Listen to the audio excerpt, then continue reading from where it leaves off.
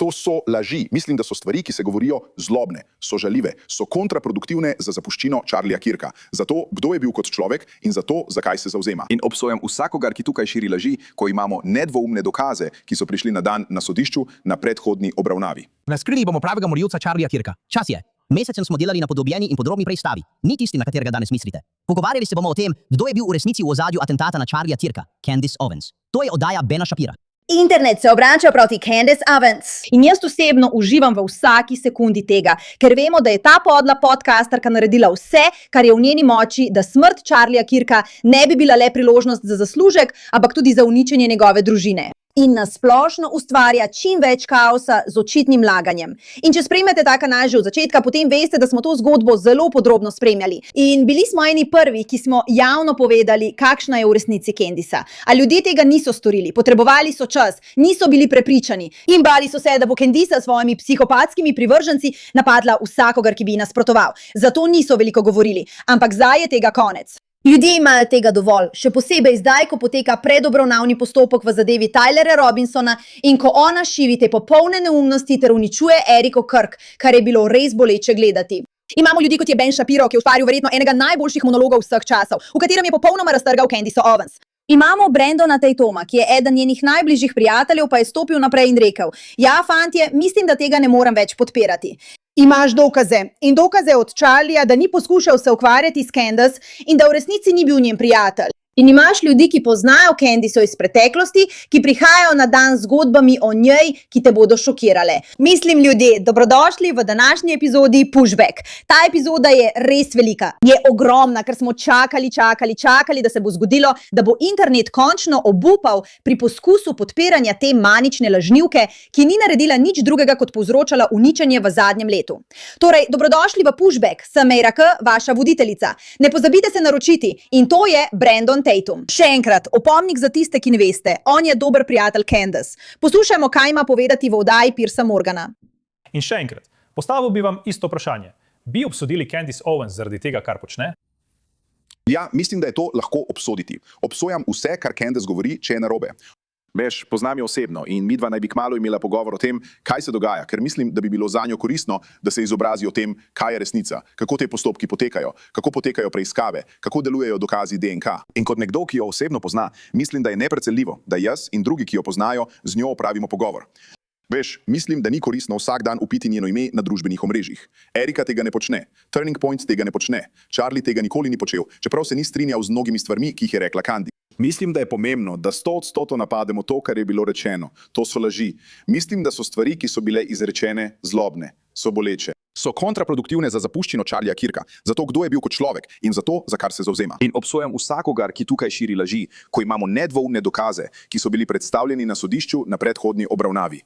Če bo prišlo do sojenja, bo še huje, bo še več dokazov, bo še več prič. In tako, in gospod, ki je mislim poleg mene. Ne vem, če občinstvo vidi tako, kot jaz vidim. Kakšna popolna budala pa moraš biti, da sediš in se naslajaš ter izkoristiš priložnost, da rečeš: vesel sem, da se maga med seboj prepira. Na račun Charlieja, ki je bil umorjen samo zato, ker je govoril resnico. Bil je dober človek, bil je dober oče. Osebno sem ga poznal.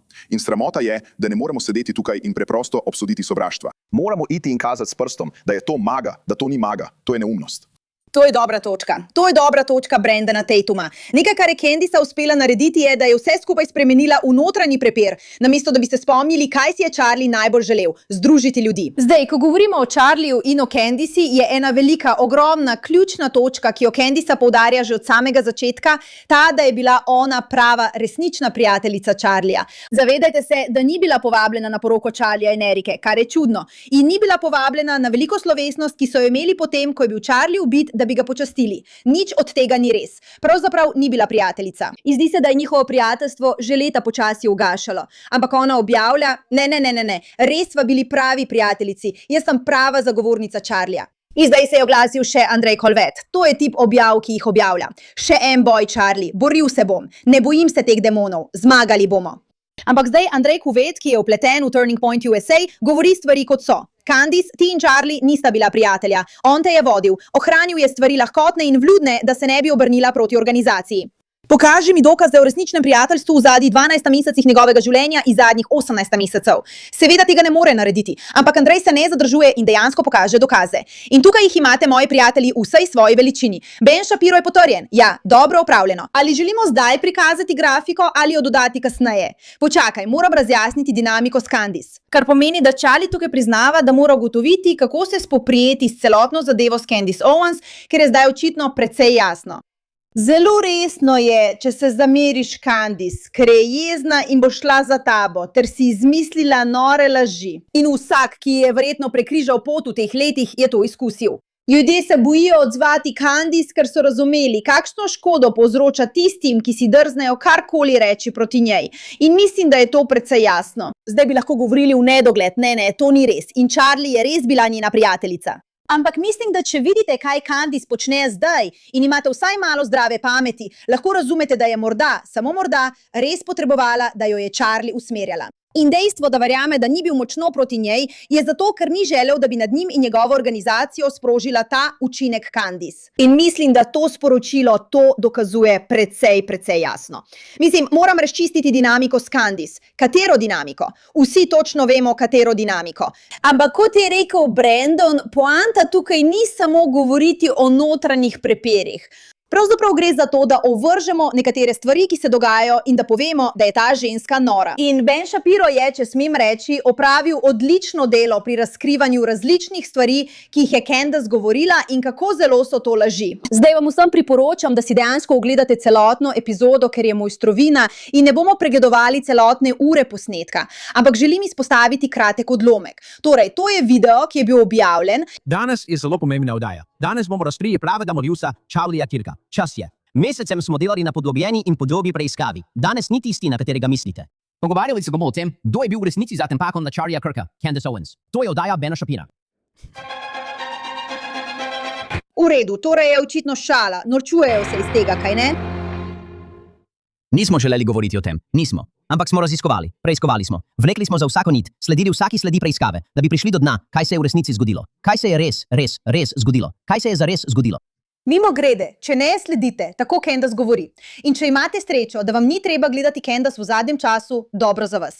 Ampak to je njen slog. Kot da smo vse ugotovili. Z atentatom na Charlieja Kirka 10. septembra 2025. Zgodba se pravzaprav začne še prej. Spomladi 2025, ko je Candice Owens, podcasterka, njena blagovna znamka, imela nekaj težav. Tožila je prva dama Francije, izgubila je glavne sponzorje, izgubila je razum, prepirala se je praktično z vsemi. In potem se je nekaj spremenilo. Charlie Kirk je bil umorjen. Se spomniš, 10. septembra 2025. Njeno poročanje o Charlieju Kirku je znova pridobilo občinstvo in prineslo rekordno prodajo izdelkov.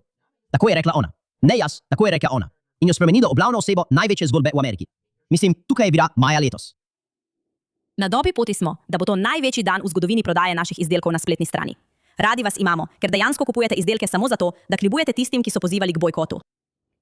Naj vas spomnim, da je Candice tista, ki se je norčevala iz Erike Cook, ker je govorila o tem, kako dobro gre prodaja izdelkov za Turning Point USA.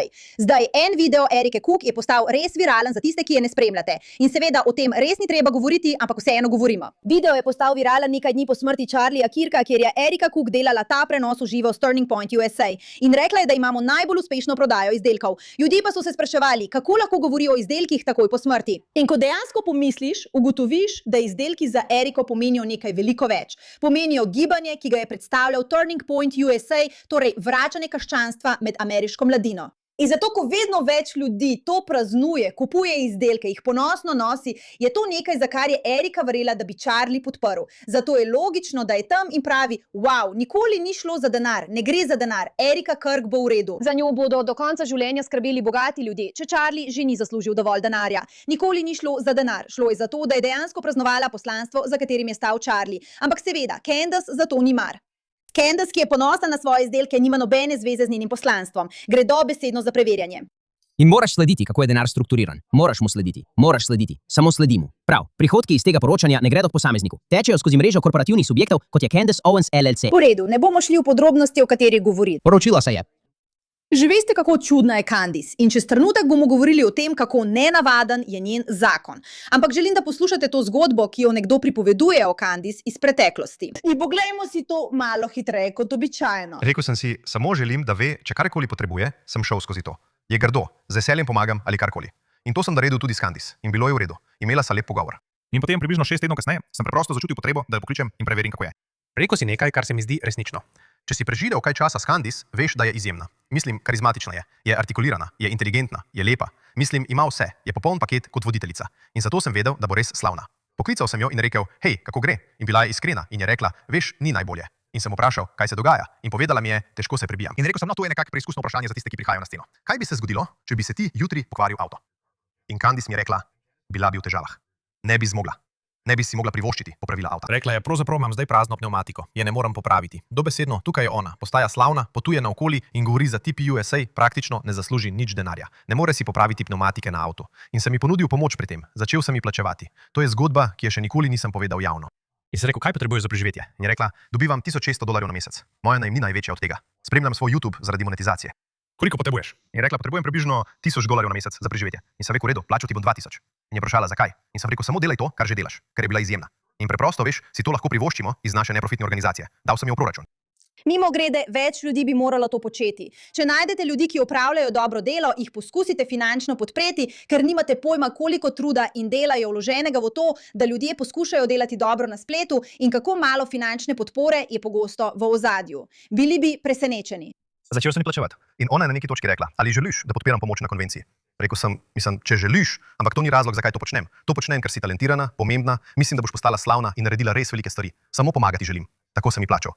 Ne spomnim se natančno, ali je bilo to 1 mesec ali 2, bilo je razmeroma kratko. In nekega dne sem od nje prejel sporočilo, ki je bilo najbolj zlobno sporočilo, kar sem jih kdaj prejel od kogarkoli v svojem življenju. Mislim, res me je prizadelo do kosti. Napisala je nekaj v smislu, mislim, da nisi to, za kar se predstavljaš. Mislim, da nisi iskren. Nikoli več ne govori z mano. In dobesedno, tvoj izraz na obrazu je bil enak mojemu. Kar iz nič, samo kot, kaj? Sploh se nisva pogovarjala. In v bistvu sem rekel, kaj za vraga govoriš? In ona je rekla, ali nisem bila jasna? Nikoli več ne želim govoriti s tabo, izbriši mojo številko. In sem rekel, ti si nora, res ne vem, kaj je to. In to je bilo zadnjič, ko sem govoril s Candice, ampak to je bil moj prvi dokaz, da je ona jasnovidna. In nadaljevanje zgodbe je, da sem mnogo let kasneje poznal Charlija bolj družabno kot politično. Skupaj sva hodila na lov, tako sva skupaj hodila na lov na fazane in na ribolov. In bil sem z njim na lovu na fazane. To je bilo v času, ko je imela Candice svoj izbruh s Kanjem. Spomni se, rekla, da je Kanye oblikoval lov v tem zablizit. On pa je rekel ne. Torej, vse to je eksplodiralo. Charlie jo je zdaj naredil za svojo direktorico za komuniciranje. Smo na tem lovu, Charlie je tam, ves čas je na telefonu. Pristopi k meni in reče nekaj res čudnega. Pravi, mislim, da ti dolgujem opravičilo. Ne, nisem užaljen zaradi ničesar, kar si naredil, kolikor vem. On pa, ne veš? Ne. V redu, niti treba, da se mi opravičuješ. Vse je v redu. In malo kasneje sem ga vprašal. Rekel sem, ne vem, kaj je bilo s tem, ampak imam eno vprašanje. Dobil sem res čuden SMS od Candice. To je bilo najbolj zlobno sporočilo, kar sem jih kdaj dobil v življenju. Samo poskušal sem ji pomagati. In pokazal je na svoj telefon in rekel, nekateri ljudje se nikoli ne spremenijo. In to je bil zame začetek neke rdeče niti. Videl sem, da ne vem, kaj se dogaja med njo in Charliem, ampak je slabo in je zlobna. Do mene je bila tudi slaba in zlobna. Potem gre na Pragerju. In nekako sem poskušal opozoriti ljudi pri Pragerju. Ne morem vam točno povedati, kaj se bo zgodilo, ampak verjetno ne bo dobro. Ona zapusti Pragerju. Ljudje pri Pragerju mi povedo, da je bilo precej grdo. Na koncu pristane pri Daily Wire. In si mislim, moj bog, moji prijatelji pri DV, to je tako slabo, očitno gre vse narobe. Od dneva, ko sem jo spoznal, je jasno, da je zlobna in psihotična oseba. Mislim, to je precej obremenilno, to je res slabo. In ni samo to, da je nora do ljudi, s katerimi dela. Poslušajmo to zgodbo. Če hočeš govoriti o nečem sumljivem, poročila se je o verjetno najbolj čudni ljubezenski zgodbi vseh časov. Mislim, spoznala je svojega moža, Georgea, in ga komaj poznala. In potem sta se kar poročila. To je zrežirano, prav? Nismo neumni. Nismo neumni, prav? Nismo neumni. To je zrežirano. To je zrežirano. Candice naj bi se udeležila natrpane večerje z okoli 30 ljudmi. Hočeš ugibati, kdo je še sedel za točno isto mizo? Charlie Kurt Hasselvikuč, bil je tam, ko je spoznala svojega moža. Prav na tem dogodku je spoznala Georgea Farmerja, ki je imel bogati sin vplivnega britanskega turijskega lorda Michaela Farmersja. Tukaj je Candice to opisovala skupaj s svojim možem Georgeom. Sedela sem poleg tebe in v bistvu nisi rekel ničesar. Pravilno. Naredil sem to, kar sem počel zadnjih 6 let. Preprosto nisem rekel ničesar. In je delovalo, deluje. Popolnoma je delovalo. In potem si se poročila z mano. Tako da nimam pojma, zakaj. Ja, 18 dni kasneje, ja, smo se zaročile. To je čudna zgodba. In mislim, da večina ljudi razume, da je verjetno zato, ker je do neke mere poskušala, okrevati po zlomljenem srcu, ker se Charlie ni hotel poročiti z njo. Poročila se je z nekom, ki je bil bel, mu je bil podoben, premožen tip. Mislim, ni presenetljivo, da je bila očitno neverjetno ljubosumna na Eriko Cook in to je ozadje vsega tega. Ampak mislim, da je glavni razlog, zakaj bi se morali ukvarjati s Candice, ta, da bi poskušali poskrbeti za njenega ubogega moža. Si lahko predstavljate, da ste poročeni z nekom, kot je ona? Ojoj, to ni zabavno. Sploh ni zabavno, ampak tako pa če je, fantje.